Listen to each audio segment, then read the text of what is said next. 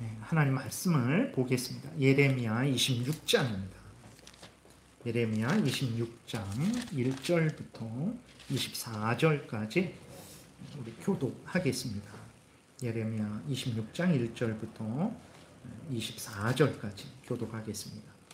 유다의 왕 요시야의 아들 여호야김이 다스리기 시작한 때에 여호와께로부터 이 말씀이 임하여 이르시되 여호와께서 이와 같이 말씀하시니라.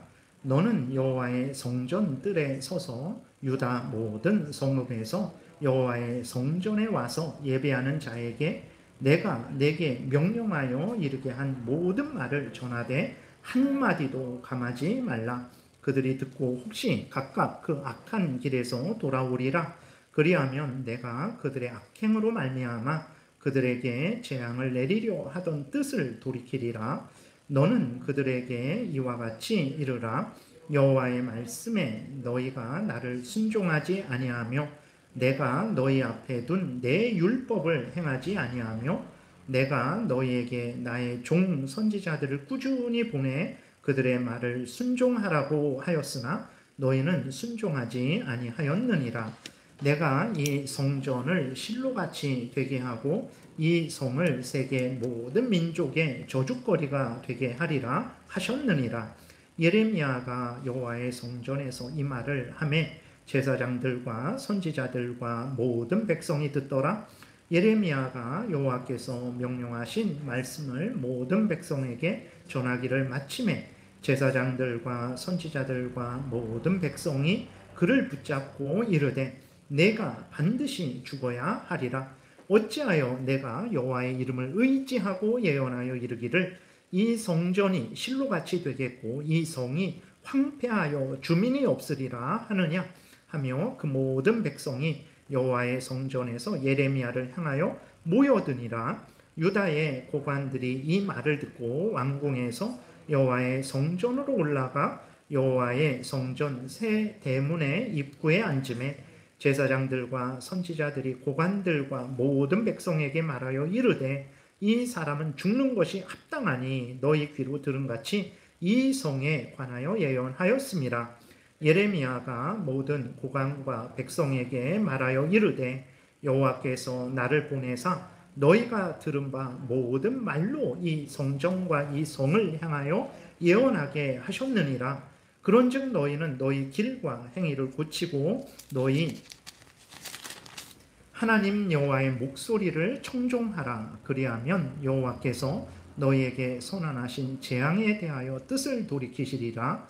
보라, 나는 너희 손에 있으니 너희 의견에 좋은 대로 옳은 대로 하려니와 너희는 분명히 알아라. 너희가 나를 죽이면 반드시 무죄한 피를 너희 몸과 이 성과 이 성 주민에게 돌리는 것이니라. 이는 여호와께서 진실로 나를 보내사 이 모든 말을 너희 귀에 말하게 하셨음이니라. 고관들과 모든 백성이 제사장들과 선지자들에게 이르되 이 사람이 우리 하나님 여호와의 이름으로 우리에게 말하였으니 죽일 만한 이유가 없느니라. 그러자 그 지방의 장로 중 몇 사람이 일어나 백성의 온 회중에게 말하여 이르기를 유다의 왕 히스기야 시대의 모레셋 사람 미가가 유다의 모든 백성에게 예언하여 이르되 만군의 여호와께서 이와 같이 말씀하셨느니라. 시온은 밭같이 경작지가 될 것이며 예루살렘은 돌무더기가 되며 이 성전에 사는 산당의 숲과 같이 되리라 하였으나 유다의 왕 히스기야와 모든 유다가 그를 죽였느냐? 히스기야가 여호와를 두려워하여 여호와께 간구하매 여호와께서 그들에게 선언한 재앙에 대하여 뜻을 돌이키지 아니하셨느냐? 우리가 이같이 하면 우리의 생명을 스스로 심히 해롭게 하는 것이니라. 또 여호와의 이름으로 예언한 사람이 있었는데 곧 기럇 여아림 스마야의 아들 우리야가 그가 예레미야의 모든 말과 같이 이 성과 이 땅에 경고하여 예언하며 여호야김 왕과 그의 모든 용사와 모든 고관이 그의 말을 듣고서 왕이 그를 죽이려 하매 우리야가 그 말을 듣고 두려워하여 애굽으로 도망하여 간지라. 여호야김 왕이 사람을 애굽으로 보내되 곧 악불의 아들 엘라단과 몇 사람을 함께 애굽으로 보냈더니 그들이 우리아를 애굽에서 연행하여 요야김 왕에게로 그를 데려오매 왕이 칼로 그를 죽이고 그의 시체를 평민의 묘지에 던지게 하니라. 사반의 아들 아이감의 손이 예레미야를 도와주어 그를 백성의 손에 내어주지 아니하여 죽이지 못하게 하니라. 아멘. 기도드리겠습니다. 살아계신 하나님 아버지 감사합니다. 하나님의 말씀을 전하고 듣습니다. 성령께서 역사하셔서 하나님의 뜻을 잘 깨달아 알게 도우소서. 하나님이 알려주시는 대로 믿고 따라서 하나님의 영광을 드러내고 교회를 유익하게 하고 또 우리가 있는 직장을 유익하게 하며 이 나라를 유익하게 하고 또 우리도 하나님이 주시는 크신 은혜 늘 누리게 도우소서. 예수 그리스도의 이름으로 기도드렸습니다. 아멘. 예, 오늘 본문에 보니까 이제 이스라엘 백성들이 얼마나 악한 길을 갔는지를 하나님이 우리에게 드러내고 계십니다. 그래서 이스라엘 백성들은 이제 하나님의 말씀을 거역을 했어요. 회개하고 돌이키라는 권면을 듣지 않았고 오히려 하나님의 말씀을 전하는 예레미야를 죽이려 했습니다. 이스라엘 백성들이 이제 계속 바벨론의 공격을 당하고 이제 3차 공격 때에는 1년 6개월 동안 예루살렘이 포위되죠. 그래서 그 예루살렘 안에 먹을 것이 떨어지고 다 그러니까 부모가 자녀를 잡아먹었죠. 자녀가 힘없는 부모를 잡아먹습니다. 또 친구와 친구가 잡아먹는 그러한 비참한 일을 당했죠. 그리고 결국은 예루살렘 성도 무너졌고 예루살렘 성전도 무너졌어요. 그리고 70년 동안 포로로 끌려갔죠. 그 원인이 어디 있냐? 돈 없어서 그러냐? 국방을 튼튼히 하지 못해서 그러냐? 그것들은 다 인간의 눈에 보이는 거예요. 왜 국방을 튼튼히 못했을까요? 왜 돈이 없었을까요? 왜 어리석게 정치를 했을까요? 하나님의 은혜가 없어서 그런 거예요. 하나님을 거역했기 때문에 이스라엘이 망한 거예요. 하나님이 그 원인을 보여주시는 것입니다. 오늘 우리는 하나님의 말씀이 전해질 때 어떻게 해야 되겠습니까? 귀 기울여 듣고 믿고 순종해야 됩니다. 하나님의 말씀을 듣지 않고 믿지 않고 순종하지 않는 것은요, 하나님을 거역하는 거죠. 그것은 재앙을 초래하는 것이라는 것을 우리가 분명히 인식해야 됩니다. 하나님의 말씀에 귀 기울여 듣고 믿고 순종해야 살 길이 열린다라는 것을 마음에 깊이 우리가 새겨야 되겠습니다. 혼란하고 어지러운 시대에 더더욱 정말 이 대한민국이 어떻게 안정되겠어요? 그리스도인들이 안정시킬 수 있어요. 하나님이 안정시킬 수 있습니다. 어떻게 그럴 수 있습니까? 정말 그리스도인들이 깨어서 회개하고 하나님을 경외하고 하나님의 말씀대로 믿고 따라간다.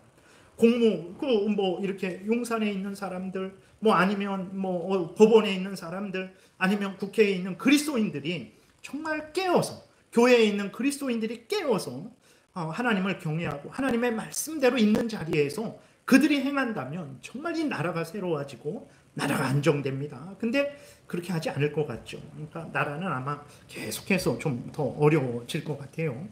하나님은 여호야김 왕이 다스릴 때 예레미야에게 이제 이 말씀을 하신 거예요. 악한 길에서 돌이켜라. 하나님이 이렇게 말씀을 하셨습니다. 4절에 보게 되니까 이스라엘 백성들이 걸어간 악한 길이 무엇인지 기록이 되어 있어요. 4절, 5절 우리 교도가 하겠습니다. 제가 먼저 읽겠습니다. 4절, 5절.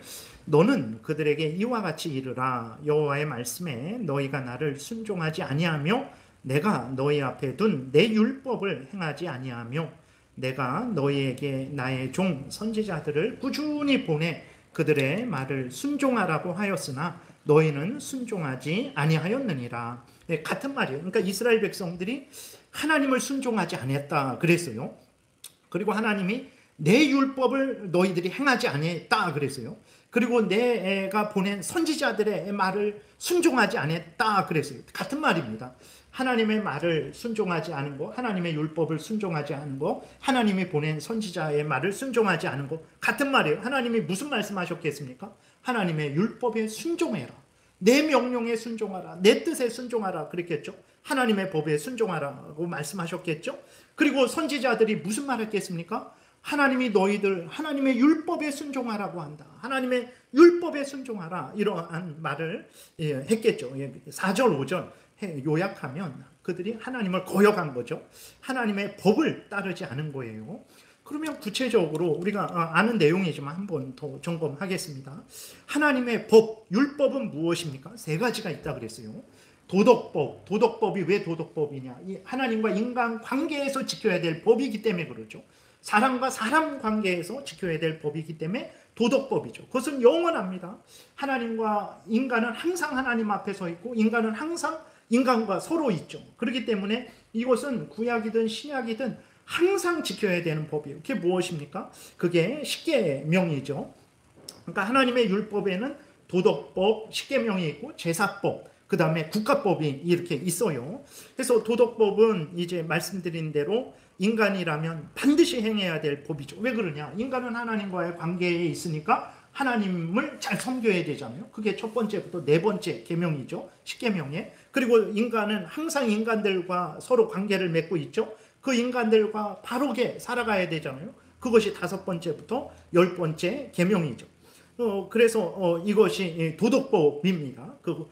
하나님과의 인간과의 관계, 인간과의 관계에서 마땅히 지켜야 될 그러한 도덕 관계에 있어서 지켜야 될 법이기 때문에 그런 거죠.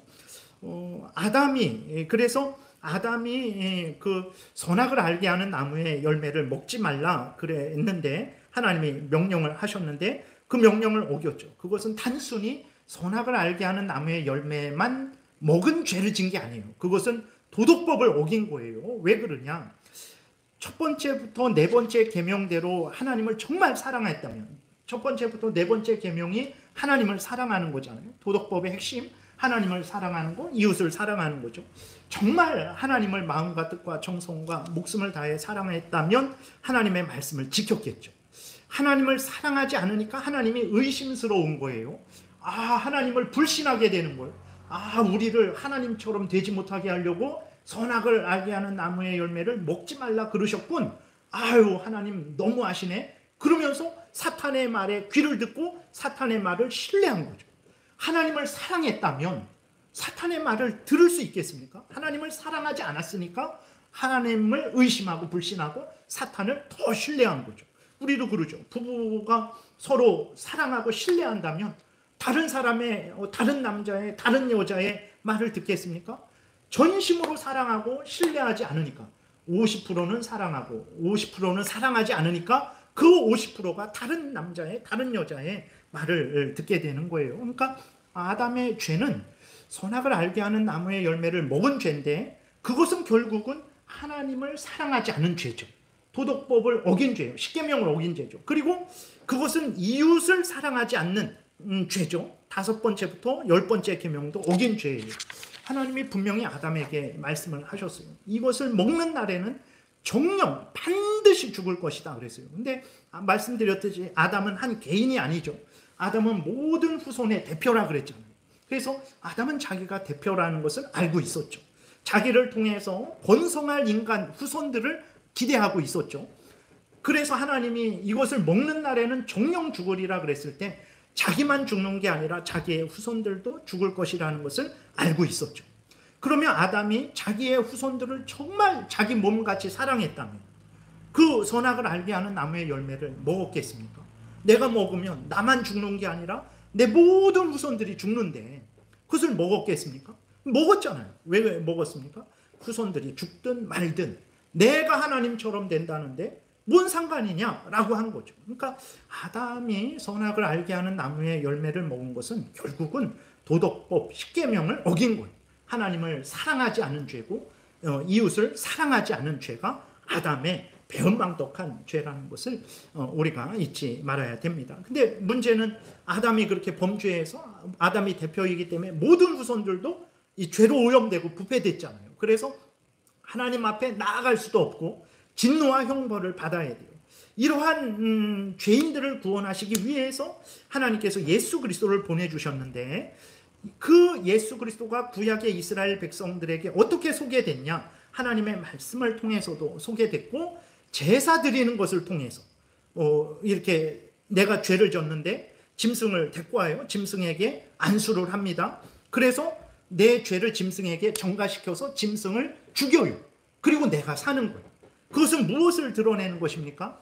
예수 그리스도가 나의 죄값을 지고 예수 그리스도가 죽어서 내가 산다라는 것을 보여주신 거예요. 하나님이 제사 드리는 것을 통해서. 그래서 제사법은 그렇게 예수 그리스도를 나타내는 거죠. 물론 하나님께 이렇게 예배하는 것을 예배 드리는 방법이기도 하지만 제사법의 가장 큰 핵심은 무엇입니까? 바로 예수 그리스도를 나타내 주는 거예요. 그래서 하나님이 이스라엘 백성들에게 범죄했을 때에 그 제사 드리는 것을 통해서 예수 그리스도를 믿고 의지함으로 회개, 용서받는 그것을 제사법을 통해서 알려주신 거예요. 그러니까 도덕법 10계명을 주시고 행하라고 하셨는데, 물론 그들은 이제 하나님의 백성된 자들입니다. 10계명을 지켜서 구원 얻는 게 아니에요.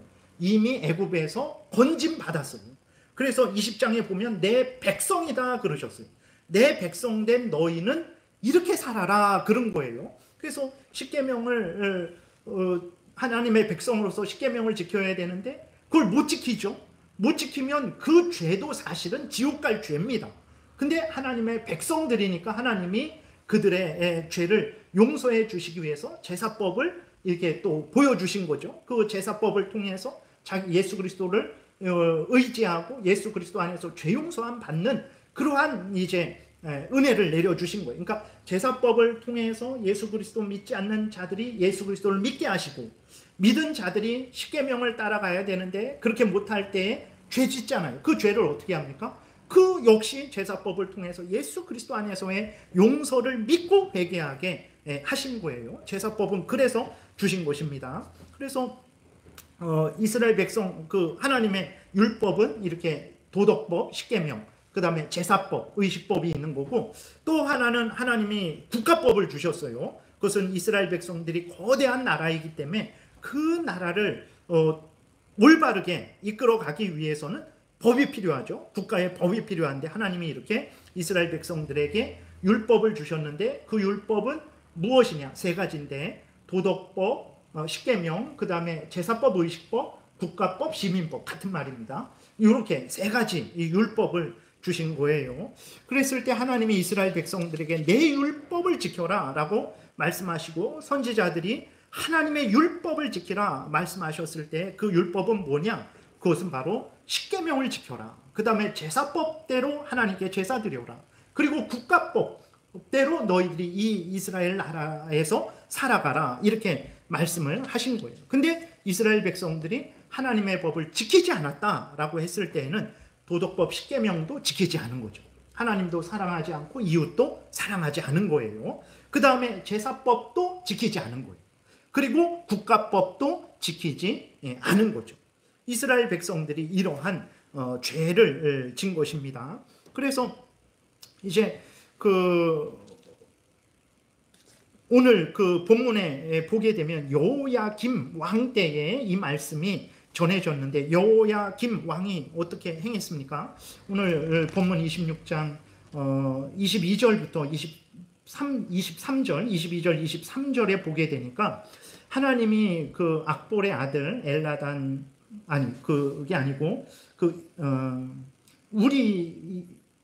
우리야죠. 21절에 보게 되니까 20절부터 보게 되면 우리야가 예레미야와 같이 하나님의 말씀을 전했어요. 너희들이 범죄했으니 회개하고 돌이키라. 그러지 않으면 하나님이 예루살렘에 재앙을 내릴 것이다. 이 하나님의 말씀을 전했더니 여호야김 왕과 그 고관들이 어떻게 했습니까? 그 우리야가 애굽으로 도망갔는데 애굽까지 쫓아가서 잡아왔어요. 잡아와서 그 우리야를 죽였어요. 여호야김 왕이 이렇게 하나님의 말씀을, 하나님의 법을 듣지도 않았고, 그리고 악을 행했죠. 그 백성들도 역시 여호야김 왕과 함께 하나님의 법을 듣지도 않고 믿고 순종하지도 않고 거역하고 대적하고 자기의 탐욕을 따라서 살아갔죠. 그리고 예레미야서 36장에도 보게 되면 이 여호야김 왕이 어떻게 했냐면 이제 그 예레미야도 죽이려고 합니다. 그래서 예레미야에게 주신 하나님의 말씀을 바룩이 이렇게 기록을 했는데 그 기록된 하나님의 말씀을 불태워 버려요. 그리고 예레미야하고 바룩을 찾아가고 죽이려고 그렇게 악을 행했던 거죠. 그러니까 이스라엘 나라 전체가 예레미야 당시 26장 이 지금 상황 당시는 하나님을 거역하고 대적하고 하나님의 율법을 던져버리고 자기들의 탐욕을 따라서 살아가는 아주 악한 그러한 시대 상황이었다라는 것을 우리에게 알 수 있습니다. 우리가 알 수 있어요. 그래서 오늘 본문에서도 보게 되면 하나님이 예레미야에게 너는 이스라엘 백성들에게 내가 전하는 말 한마디도 빼지 말고 다 그대로 전하라 이렇게 말씀을 하셨는데 어디에서 전하라고 말씀을 하셨습니까? 놀라운 것은 성전 뜰에서 전하라 그랬어요. 성전 뜰은 무엇입니까? 하나님께 제사 드리기 위해서 예배 드리기 위해서 나오는 뜰이거든요. 그러니까 하나님께 예배 드리러 나오는 자들에게 하나님께서 하나님의 그 말씀, 책망의 말씀, 진노의 말씀을 전하라 라고 이렇게 말씀을 하신 거예요. 우리 2절, 3절을 우리 교독하겠습니다. 제가 먼저 읽겠습니다. 2절 여호와께서 이와 같이 말씀하시니라 너는 여호와의 성전 뜰에 서서 유다 모든 성읍에서 여호와의 성전에 와서 예배하는 자에게 내가 내게 명령하여 이르게 한 모든 말을 전하되 한마디도 감하지 말라. 그들이 듣고 혹시 각각 그 악한 길에서 돌아오리라. 그리하면 내가 그들의 악행으로 말미암아 그들에게 재앙을 내리려 하던 뜻을 돌이키리라. 그러니까 놀랍죠. 그러니까 이스라엘 백성들이 도덕법 10계명도 어기고 제사법도 어기고 국가법도 어겼던 거예요. 그러니까 우상을 섬기고 형제를 미워하고 살인하고 서로 약탈하고 속고 속이고 이러한 일을 행하고 있었고 제사를 드리러 나왔는데 왜 제사법을 어겼다고 합니까? 제사를 드리러 나왔는데 하나님이 알려주신 대로 제사 드리지 않는 거죠. 제사를 드리는데 마음과 뜻과 정성과 목숨을 다해서 하나님을 사랑함으로 제사를 드리지 않는 거죠. 그러니까 제사법을 어긴 거죠. 그래서 제사 드리러 나오는 자들에게 하나님이 너희들 죄를 회개해라. 너희들 내 율법을 지켜라. 도덕법 10계명, 제사법, 국가법을 지켜라라고 하나님이 이렇게 말씀을 하신 거예요. 그래서 여러분 우리도 주의해야 되죠. 우리가 교회에 잘 나오면서도 악한 길을 걸어갈 수 있다는 것을 항상 생각해야 됩니다. 우리가 예배를 잘 드리지만 우리가 범죄할 수 있어요. 어떻게 범죄할 수 있습니까? 예배를 드릴 때 십계명대로 하나님을 전심으로 사랑하고 마음과 뜻과 정성과 목숨을 다하는 마음으로 그런 사랑하는 마음으로 하나님을 경외하며 의지하고 하나님 말씀을 따라서 예배를 드리지 않는다면 우리가 이 시간에 이렇게 앉아 있을지라도 그것은 범죄하는 거가 되죠. 내 기분을 따라 내 기분을 좋게 하고 내 귀를 즐겁게 하는 그러한 식으로 우리가 예배를 드린다면 그것은 하나님께 예배 드리는 게 아닙니다. 그거는 제사법을 어기는 거죠. 그리고 우리가 예배를 드릴 때에도 이웃을 사랑하면서 예배 드려야 되죠. 마태복음 5장에서도 하나님께 예배 드리다가 제사 드리다가 형제에게 원망 들을 만한 일이 있을 때 어떻게 하라 그랬습니까? 당장 가서 서로 사과하고 화목하게 한 다음에 와서 예배 드리라 그랬죠. 그러니까 그것은 하나님 앞에 예배 드릴 때 하나님의 뜻대로 예배를 드리라는 거죠. 그러니까 우리들이 하나님의 뜻대로 예배를 드리지 않으면 이렇게 예배를 드리고 있는데 이것이 죄가 될 수 있다는 것을 우리가 기억해야 돼요. 근데 이스라엘 백성들은 그걸 생각을 못했죠. 아니 우리가 안식일도 지키고 매일 아침 저녁으로 제사 드리고 절기마다 제사 드리고 하나님이 지키라고 한 그런 것들 다 지키고 제물 다 드리는데 하나님은 왜 우리에게 율법을 어겼다고 합니까? 왜 예루살렘을 멸망시킨다고 합니까? 왜 그런 말씀하십니까? 하면서 이해를 못했던 거예요. 네.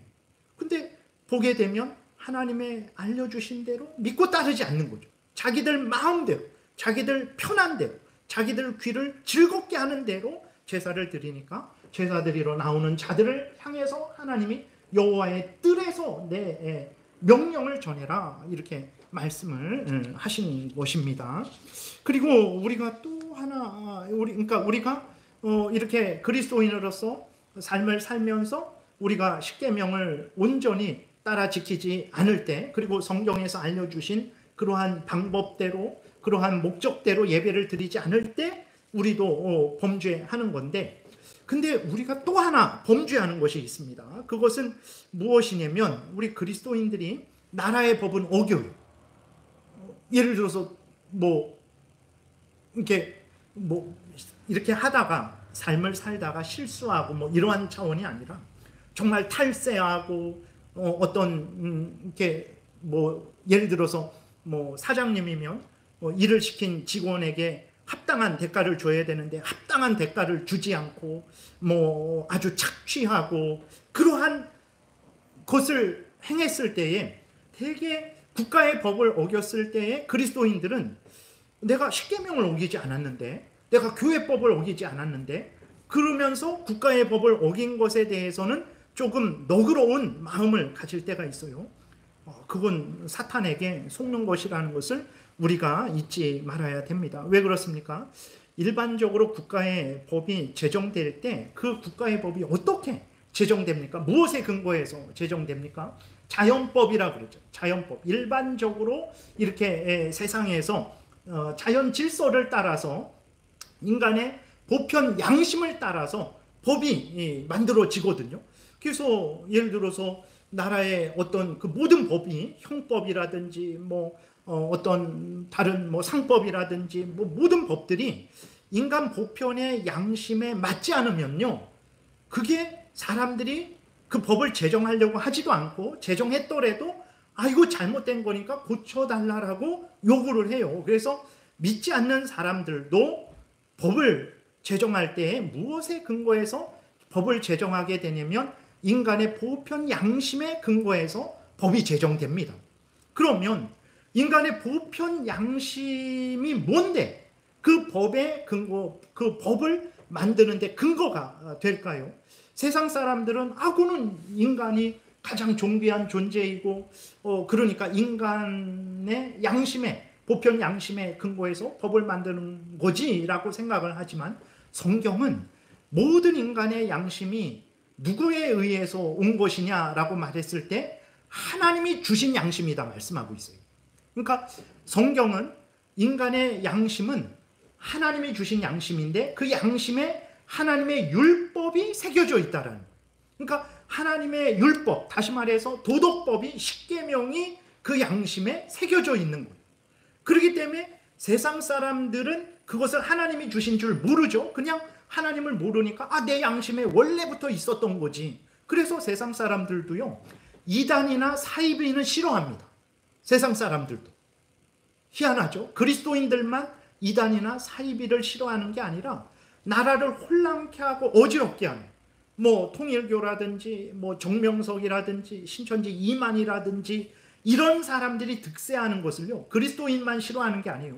일반 사람들도 싫어해요. 왜 그렇습니까? 하나님을 바로 섬겨야 된다라는 그 하나님의 법이 첫 번째부터 네 번째 법이 새겨져 있는데 그들도 죄로 오염되고 부패되어서 명확하게 깨닫지 못하죠. 그러나 어렴풋이 깨닫는 거예요. 그래서 이단이 횡행하는 것에 대해서 싫어해요.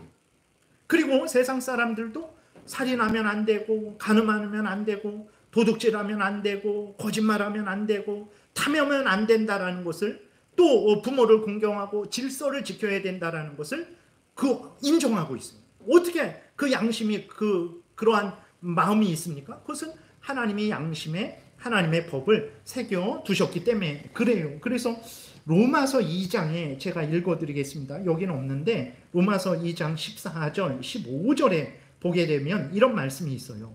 율법 없는 이방인이, 그렇죠, 그리스도인들만, 이스라엘 사람들만 율법을, 이 성경 말씀을 받았죠. 바울 당시에 뭐 다른 나라 사람들은, 이스라엘 백성이 아닌 다른 나라 사람들은 율법이 없었어요. 근데 율법이 없는데 그들은 무엇이 율법이 된다고 하면 본성이 율법이 된다 그래요. 율법 없는 이방인이 본성으로 율법의 일을 행할 때에는 이 사람은 율법이 없어도 자기가 자기에게 율법이 된다 그랬어요. 그러니까 그들은 모세오경을 통해서 십계명을, 제사법을, 국가법을 받지 못했어요. 도덕법을 받지 못했어요. 근데 자기가 자기에게 율법이 된대요. 왜 그렇습니까? 하나님이 그 인간의 양심에 율법을 십계명을 새겨 주셨기 때문에 그러죠. 그렇기 때문에 15절 이런 이들은 그 양심이 증거가 되어 그 생각들이 서로 혹은 고발하며 혹은 변명하여 그 마음에 새긴 율법의 행위를 나타낸다고 했어요.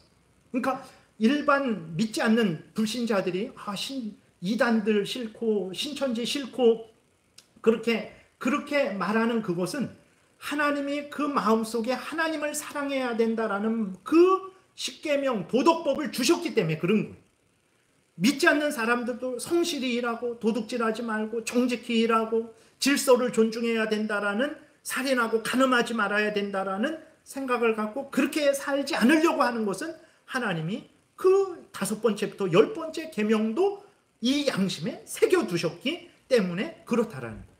그래서 세상의 법이 제정될 때 일반적인 사람의 양심에 근거해서 그 법이 제정되는데, 그 양심은 알고 보니까 성경을 보게 되니까 하나님이 그 양심에 율법을 주신 거예요. 그래서 국가의 법도 넓게 보면 하나님이 일반적으로 모든 인간들에게 주신 이 도덕법의 근거에서 새겨진 거예요. 국가법이 하나님을 거역하고 대적하고 교회를 거역하고 대적하지 않는 이상 그 법은 우리는 존중해야 됩니다. 이렇게 넓게 봤을 때 하나님이 주신 법으로 우리는 그 국가법을 우리는 받아들여야 되고 그 법에 순종해야 되는 거예요. 그러니까 우리 그리스도인들이 내가 십계명을 봐도 어긴 게 없고 내가 교회법을 찾아봤는데도 어긴 게 없어요. 근데 하나님이 넌 죄졌다, 내가 너에게 징계를 내리겠다, 재앙을 내리겠다. 아니 하나님, 내가 무슨 법을 어겼습니까? 우리는 그럴 수 있죠. 근데 더 자세히 따져보니까 내가 그 양심은 하나님의 율법, 십계명, 1번째부터 10번째 계명이 새겨진 그 양심의 근거에서 제정된 그 법을 어긴 거죠. 그것도 하나님의 법을 어긴 것입니다. 넓게 보게 되면 일반적으로 교회법을 어긴 건 아니지만 그것도 하나님이 일반 종적으로 일반 모든 세상을 다스리는 하나님의 법을 어긴 거죠. 그것도 하나님으로부터 재앙을 받는다라는 것을 우리 그리스도인들은 생각을 해야 되는 거예요. 그래서 그리스도인들은 국가의 그 법이 하나님과는 상관없는 것이라 생각하죠. 물론 북한 같은 기독교를 핍박하고 중국과 같이 김영철 장로님 말씀하신 것처럼 복음을 전하면 간첩은 사형당하지만 그 복음을 전하는 게 간첩과 같이 여겨지는 거예요.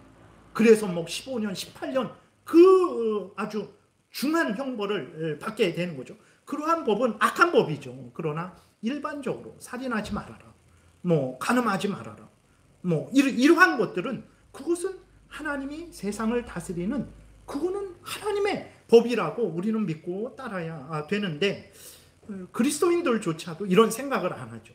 세상 사람들은 전혀 모르고 그건 내 마음에 내 양심에 따르는 거라 그러지만 그 양심이 십계명이 새겨진 양심이라는 거예요. 그렇기 때문에 그리스도인들이 법을 지켜야 된다 그랬을 때 당연히 이 십계명을 지켜야 되죠. 제사법, 국가법은 구약의 이스라엘에게만 해당되니까 이제 그것은 우리가 지키지 않아도 되지만 그러나 일반 양심에 새겨둔 게 십계명이죠. 그 십계명에 근거해서 나라의 법이 지켜졌을 때에는 그 법도 지켜야 된다라는 거. 하나님이 우리에게 나의 법을 지키라 그랬을 때 십계명, 이 성경에 나와 있는 것만 지키라는 게 아니고 넓게는 그 하나님의 뜻에 의해 새겨진 나라의 법도 지키라는 의미도 있다라는 것을 우리가 생각을 해야 되는 것입니다. 그래서 보세요. 만약에 그리스도인들이 다 하나님의 법은 잘 지켜요. 물론 그 안에 다 포함되지만 근데 예를 들어서 나라의 법은 다 안 지켜요. 우리 모든 성도님들이 다 탈세해요. 다 신호 위반해요. 실수하고 이러는 건 빼고 이렇게 다 신호 위반해요. 다 사기쳐요. 그러면 우리가 교회법은 다 지켜요. 근데 국가법은 다 안 지켜요. 그럼 하나님이 우리 제일장로교회 성도님들에게 복을 주시겠습니까? 절대 안 주십니다. 왜냐하면 하나님의 법을 어겼기 때문에 그래요. 대한민국에서 큰 일이 일어나고 있죠. 대통령이 계엄을 시행했고 국회는 계엄 해제를 요구했어요. 계엄은 그래서 해제되었어요. 근데 국회는 대통령을 탄핵했어요. 아직 계엄에 대해서 이제 그 검찰이나 또 수사 중이죠. 그리고 법원의 판결이 나오지 않았어요. 근데 내란으로 단정했어요. 그래서 탄핵 소추를 했습니다. 탄핵을 하든 감옥에 보내든 어떻게 해야 됩니까? 대한민국의 법을 따라야 돼요. 그러나 지금의 과정은 대한민국의 법대로 진행되고 있지 않죠. 아직 수사 중인데 이미 정죄하고 수사하고 있는 거예요. 법원의 판단이 법원도 그렇고 검찰도 그렇고 이제 올바르게 공정하게 그게 진행되고 그럴 것 같지는 않아요. 이미 내란으로 단정하고 형벌을 집행하고 있는 것 같아요. 그걸 수사하고 그것을 판단하기 위해서 수사를 하는 게 아니라 그냥 이미 끝났고 그 형벌을 집행하고 있는 것 같아요. 여러분, 이렇게 대한민국 전체가 그러한 상황에 그리스도인들이 많이 동참하고 있죠. 어느 이 당을 지지하고 저 당을 나쁘다 이 말을 하는 게 아닙니다.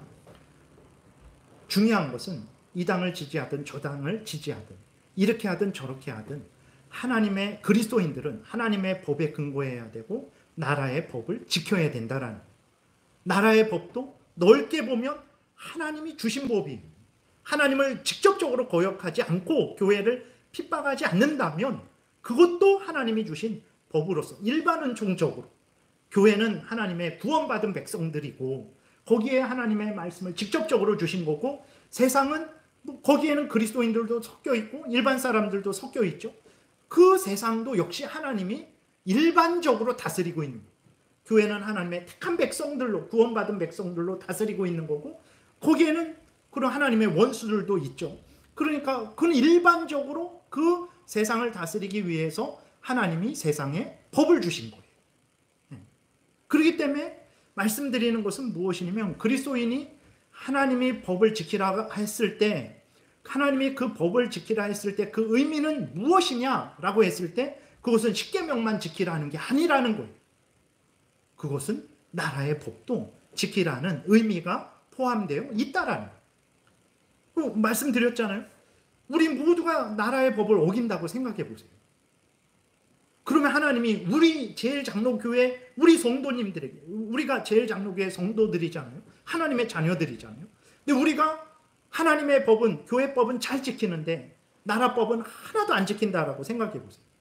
하나님이 우리에게 복을 주시겠냐고. 하나님이 안 주시겠죠. 왜 안 주시겠습니까? 하나님이 일반적으로 다스리는 그 법을 지키지 않았기 때문에 그런 거예요. 그래서 모든 인간은 하나님의 법, 율법, 십계명, 성경 말씀을 따라야 되고 국가의 법도 따라야 돼요. 근데 일반적으로 불신자들은 하나님을 인정하지도 않고 하나님의 십계명도 인정하지 않죠. 그냥 자기 양심을 따르고 있는 거예요. 근데 그리스도인들은 이것이 모두가 다 하나님이 주신 법이라는 것을 우리는 알죠. 그러면 그리스도인들은 어떻게 해야 됩니까?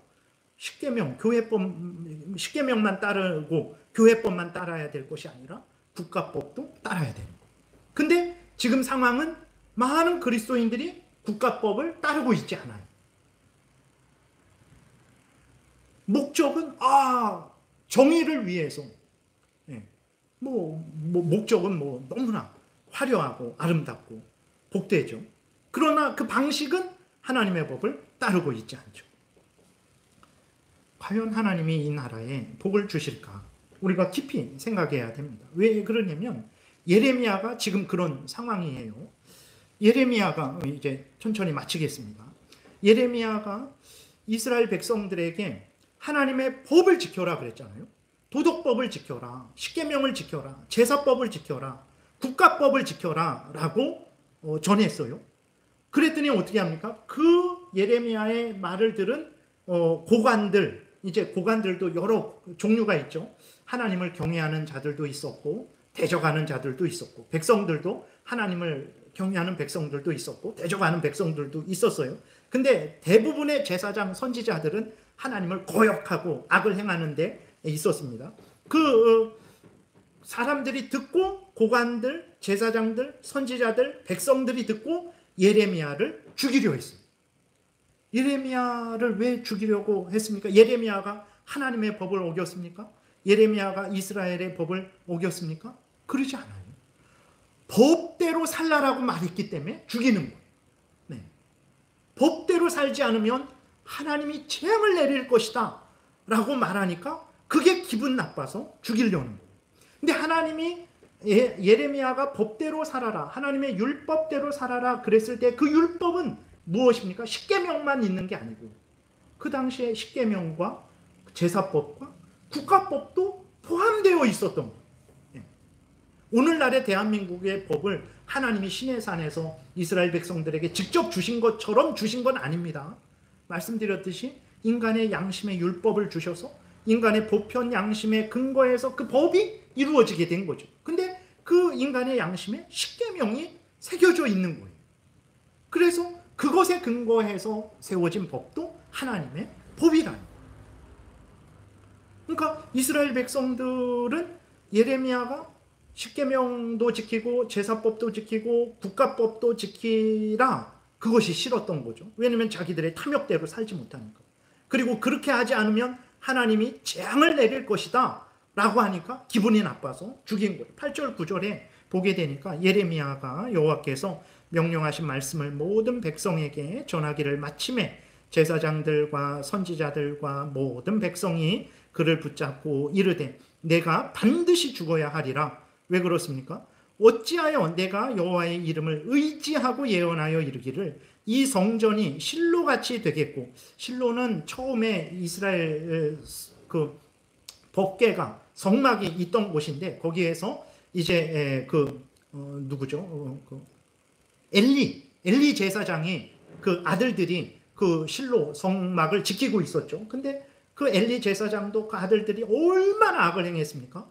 하나님이 그 실로를 법궤를 빼앗기게 하고 황폐하게 만들었죠. 그러니까 실로같이 되겠다, 예루살렘 성전을 무너뜨리겠다라는 거죠. 이 성이 황폐하여 주민이 없으리라 하느냐 하며 그 모든 백성이 여호와의 성전에서 예레미야를 향하여 모여드니라 그랬어요. 그러니까 예레미야는 다른 거 아니에요. 하나님의 말씀을 전했어요. 그 말씀이 뭡니까? 하나님의 법을 지키라는 거. 근데 그것 때문에 예레미야를 죽이려고 하는 거예요. 근데 예레미야는 하나님의 법을, 도덕법, 제사법, 국가법을 지키지 않으면 나라가 망하는 거거든요. 그러니까 나라가 망하지 않게 하려고 도덕법, 제사법, 국가법을 지키라는 건데 이스라엘 백성들을 죽이는 거죠. 그러니까 도덕법, 십계명뿐만 아니라 제사법도 국가법도 어기면 나라가 망하는 거예요. 오늘 우리나라도 마찬가지입니다. 십계명을 지키면 당연히 나라법도 지키게 되는데 좀 이렇게 분리해서 말하는 거예요. 우리가 나라의 법도 어기게 되잖아요. 하나님이 이 나라에 복 주시지 않습니다. 그 나라의 법의 기원이 하나님의 율법에 근거한 하나님의 법이기 때문에 그런 거예요. 근데 오늘날의 대부분의 그리스도인들조차도 하나님의 그 법을 어기고 있는 거죠. 그래서 정리 이제 마무리를 하면 예레미야가 자신을 변호해요. 12절에 예레미야가 모든 고관과 백성에게 말하여 이르되 여호와께서 나를 보내사 너희가 들은 바 모든 말로 이 성전과 이 성을 향하여 예언하게 하셨느니 내가 지어낸 말이 아니다. 하나님이 하신 말씀이다. 너희들 알지 않느냐? 이렇게 말을 하는 거죠. 그 다음에 13절에 그런즉 너희는 너희 길과 행위를 고치고 너희 하나님 여호와의 목소리를 청종하라. 여호와의 목소리가 뭡니까? 하나님의 율법, 도덕법, 제사법, 국가법 지키는 거죠. 그러니 너희들 이 어기는 거 돌이켜서 이 법을 지켜라. 이렇게 말을 하는 거죠. 그리하면 여호와께서 너희에게 선언하신 재앙에 대하여 뜻을 돌이키시리라. 예레미야가 이거 말한 거예요. 그러면서 예레미야가 14절에 보라 나는 너희 손에 있으니 너희 의견에 좋은 대로 옳은 대로 해라. 나는 너희들이 나를 붙잡고 죽이려고 하면 나는 죽을 수밖에 없다. 그냥 너희들 알아서 해라. 그러나 나를 죽이면 그것은 하나님을 거역하는 것이고 하나님을 대적하는 것이고 하나님의 재앙을 초래하는 것이다. 너희들 알아서 해라 라고 예레미야가 그렇게 말을 했어요. 그러니까 하나님의 법을 지키는 게 사는 것이고 어기는 게 죽는 길이죠. 고관들이 정신을 차렸습니다. 그리고 백성들이 죽이려고 했다가 또 정신을 차려서 예레미야를 보호해 줬어요. 근데 제사장 거짓 선지자들은 끝까지 그 여호야김 왕과 함께 예레미야를 계속 죽이려고 했어요. 거짓 선지자, 거짓 제사장들이죠. 오늘날도 거짓 목사들이 많습니다. 그럼 그것을 어떻게 구별하냐? 성경대로 말하면 참 목사죠. 성경대로, 십계명대로 행하라고. 그리고 이제 교회가 역사적으로 객관적으로 믿어온 그 신앙대로 전하면 그 사람은 참 목사죠. 그러지 않은 사람들은 거짓 목사인 것입니다. 오늘날 악한 길을 걸으면서요, 나는 의롭지 라고 우리가 착각하는 경우가 많습니다. 이스라엘 백성들이 그랬죠. 그래서 자기들은 지금 하나님께 제사 드리러 오고 있는데 자기들을 향해서 뭐 회개하라 그리고 뭐 멸망한다고 하니까 기분 나빠서 예레미야를 죽이려고 했던 거죠. 우리도 나는 잘 살고 있는데 하나님이 왜 이렇게 어렵게 하시고 재앙을 주시고 이 나라를 혼란케 하실까 우리가 생각할 수 있어요. 그럼 점검해야 되죠. 내가 보니 이 나라도 문제 없고 나도 문제 없을 수 있어요. 근데 그러면 안 됩니다. 내가 나를 보면 안 되고 하나님의 말씀을 기준으로 해서 그 말씀, 이 성경 말씀, 십계명을 기준으로 해서 또 나아가서 국가의 법을 기준으로 해서 나를 돌아봐야 되는 거예요. 그래서 내가 십계명을 따라 살아가고 있는지, 이 성경 전체를 따라 살아가고 있는지, 또 대한민국 국민으로서 대한민국의 법을 지키면서 살아가고 있는지 그것을 점검을 해야 되는 것입니다. 그래서 그것들을 점검하고 회개할 것이 있으면, 잘못된 것이 있으면 회개하고 돌이킬 때 살아계신 하나님께서 우리 교회에, 우리 가정에, 우리 직장에, 이 대한민국에 복을 주시는 것이고, 그렇게 하나님이 이렇게 말씀을 하시는데도 뭐 우리가 뭘 잘못했냐 하면서, 우리가 무슨 법을 어겼냐 라고 하면서 계속해서 십계명도 어기고 성경도 어기고 나라의 법도 어긴다면 그건 소망이 없는 거죠.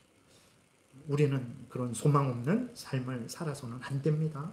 하나님의 말씀을 대로 하나님의 법을 지키며 살아가야 됩니다. 대한민국의 법도 그것이 하나님을 거역하는 것이 아닐 때에는 지키면서 살아가야 돼요.